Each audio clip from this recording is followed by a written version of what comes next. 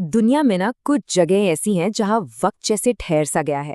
शहर, द्वीप, रिजॉर्ट्स जो कभी जिंदगी से गुलजार थे, आज खामोश और वीरान पड़े हैं। तो आज हम यही जानेंगे कि जब इंसान अपनी बसाई हुई दुनिया को पीछे छोड़ जाता है, तो वहां आखिर बचता क्या है। ये सिर्फ खालीपन नहीं है, ये तो जैसे टाइम में जमी हुई कहानियां हैं। हर टूटी हुई दीवार, हर धूल से सनी सड़क मानो कुछ कहना चाहती है उन लोगों के बारे में जो कभी यहाँ हंसते खेलते थे। और बस अब वो कहानियां इंतजार कर रही हैं कि कोई आए और उन्हें सुने। तो यही है वो बड़ा सवाल जिसे आज हम समझने की कोशिश करेंगे। जब बस्तियां उजड़ जाती हैं, शहर वीरान हो जाते हैं, तो उस खालीपन को भरता कौन है? क्या प्रकृति, इतिहास या फिर सिर्फ हमारी यादें? तो चलिए सबसे पहले ये समझते हैं कि शहर आखिर वीरान होते कैसे हैं। देखिए, ऐसा नहीं है कि ये सब कुछ अचानक हो जाता है। इसके पीछे ना कुछ खास वजह होती हैं, कुछ तयशुदा पैटर्न्स होते हैं। आइए इन्हीं पैटर्न्स को समझते हैं।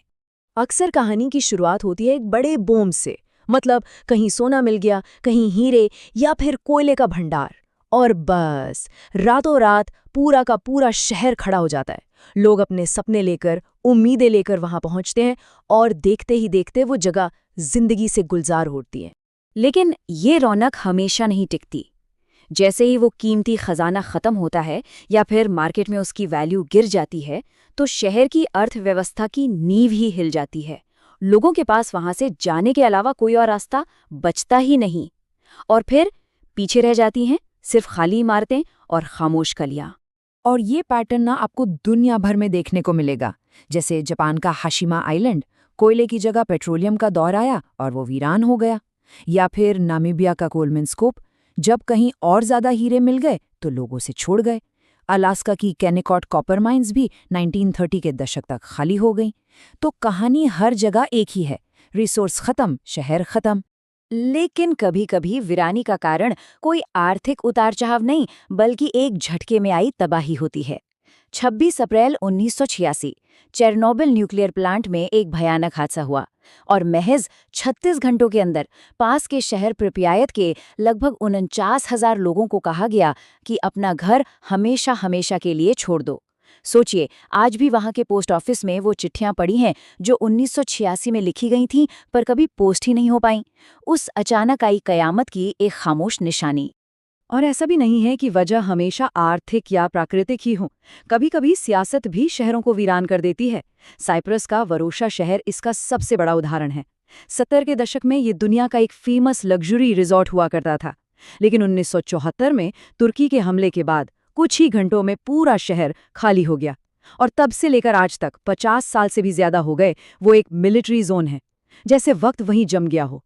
आज भी दुकानों में 1974 के फैशन वाले कपड़े लगे हैं, एक जीता जागता टाइम कैप्सूल। अच्छा, तो इंसान तो चले गए, अब क्या? क्या कहानी यहीं खत्म हो जाती है? बिल्कुल नहीं। असल में यहाँ से एक बिल्कुल नई और कह सकते हैं कि एक हैरान करने वाली कहानी शुरू होती है। ये कहानी है नेचर की वापसी की। और पता है, नेचर का इन जगहों पर वापस कब्जा करने का भी एक पूरा प्रोसेस है, एक सिस्टम है। सबसे पहले बिना मेंटेनेंस के हमारी बनाई इमारतें टूटने लगती हैं, बिखरने लगती हैं। फिर जो मजबूत पेड़ पौधे और बेलें होती हैं ना, वो कंक्रीट और स्टील को चीरकर बाहर निकलने लगती हैं। और आखिर में पूरा का पूरा इकोसिस्टम फिर से बन जाता है और जंगली जानवर अपने इस नए घर में लौट आते हैं। वाकई ये एक बहुत पावरफुल प्रोसेस है। इस प्रोसेस को एक नाम दिया गया है, रीवाइल्डिंग। मतलब जब कोई जगह वापस अपनी नेचुरल जंगली हालत में लौट आती है। और मजे की बात तो ये है कि इससे अक्सर वो जानवर भी वापस आ जाते हैं जो हमारी वजह से वहां से चले गए थे। तो कह सकते हैं कि हमारा न होना एक तरह से एक नए जंगल को जन्म देता है। इसका एक बहुत ही कमाल का एग्जाम्पल है एसएस आयरफील्ड। सोचिए, एक 1140 टन का जहाज जो वर्ल्ड वॉर 2 में यूज हुआ था। 1972 में इसे ऑस्ट्रेलिया के होमबुश बे में यूं ही छोड़ दिया गया और आज उसके जंग लगे ढांचे के अंदर एक पूरा मैंग्रोव का घना जंगल उगाया है। मतलब ये एक जिंदा सबूत है कि लाइफ अपना रास्ता कहीं भी कैसे भी बना ही लेती है। और यहीं से एक बड़ा ही अजीब पैराडॉक्स सामने आता है। इसे कहते हैं एक्सीडेंटल सैंक्चुरीज, यानी वो जगहें जो गलती से जानवरों के लिए जन्नत बन गई। मतलब ये वो इलाके हैं जहाँ किसी तबाही या मिलिट्री बैन की वजह से इंसानों का आना जाना बंद हो गया, और क्योंकि वहाँ ना कोई डेवलपमेंट है ना खेती बाड़ी, तो ये जगह वाइल्ड लाइफ के लिए दुनिया की सबसे सेफ जगहों में से एक बन जाती हैं। और इसका सबसे बड़ा, सबसे चौंकाने वाला एग्जाम्पल क्या है? Chernobyl exclusion zone. उस न्यूक्लियर हादसे के लगभग 40 साल बाद आज वो पूरा एरिया भेड़ियों, जंगली सुअरों और न जाने कितने दुर्लभ पक्षियों और घोड़ों के लिए एक महफूज घर है। सोचिए, जो जगह इंसानों के लिए सबसे खतरनाक है, वो जानवरों के लिए सबसे सुरक्षित बन गई। ठीक है, तो हमने ये तो समझ लिया कि शहर वीरान क्यों होते हैं और वहाँ नेचर कैसे वापस आती है। लेकिन अब एक इंसानी सवाल, इन खाली टूटती बिखरती जगहों में आखिर ऐसा क्या है जो हमें अपनी तरफ इतना खींचता है? हम क्यों इन घोस्ट टाउन्स को देखने जाते हैं? शायद इसका जवाब इस एक नंबर में छिपा हो, $37.7 बिलियन। ये है global market value dark tourism की। मतलब ऐसी जगहें घूमना जहां कोई दुखद घटना हुई हो या जो अब वीरान पड़ी हैं। ये सिर्फ हमारी जिज्ञासा नहीं है, ये एक बहुत बड़ी ग्लोबल इंडस्ट्री बन चुकी है, जो दिखाती है कि हमारा इतिहास और इन खंडरों से एक कितना गहरा कनेक्शन है।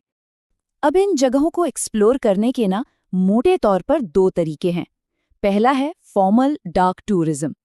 ये लीगल होता है, अक्सर इसमें गाइडेड टूर्स होते हैं और फोकस होता है इतिहास को जानने समझने पर। और दूसरा है अर्बेक्स, यानी अर्बन एक्सप्लोरेशन। ये थोड़ा एडवेंचरस है, इसमें अक्सर बिना इजाज़त के जाना पड़ता है और इसका फोकस डिस्कवरी और फोटोग्राफी पर होता है। लेकिन हाँ, इसमें पर्सनल रिस्क भी काफ़ी होता है।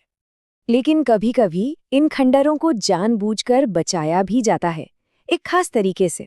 इस तरीके को कहते हैं अरेस्टेड डीके, यानी सड़न को रोक देना। यहाँ मकसद उस जगह को रीस्टोर करके नया बनाना नहीं है, बल्कि उसे जैसा का तैसा उसी टूटी-फूटी हालत में बचाकर रखना है, ताकि उसका वो जो रूइन वाला लुक है वो बना रहे। इसका सबसे परफेक्ट एग्जाम्पल है कैलिफोर्निया का घोस्ट टाउन बोडी। यहाँ 100 से ज़्यादा बिल्डिंग्स को इसी अरेस्टेड डीके स्टेट में प्रोटेक्ट किया गया है। और जब कोई वहाँ जाता है ना, तो अंदर का सामान देखकर सच में ऐसा लगता है कि गोल्ड रश के टाइम के लोग बस अभी उठकर बाहर गए हैं, जैसे आप सीधे पास्ट में पहुँच गए हो। तो आखिर में ये वीरान जगहें सिर्फ गुजरे हुए कल की कहानियां नहीं सुनाती, ये हमारे लिए, हमारे भविष्य के लिए एक सवाल भी छोड़ जाती हैं कि जब हमारी आज की दुनिया, हमारे बनाए हुए ये शहर खाली होंगे, तो वो हमारे बारे में क्या कहेंगे? हमारी आने वाली पीढ़ियों को हमारी क्या कहानी सुनाएंगे? हमारी कामयाबियों की, हमारी गलतियों की, या फिर नेचर के साथ हमारे रिश्ते की? ये एक ऐसा सवाल है जो सच में सोचने पर मजबूर कर देता है।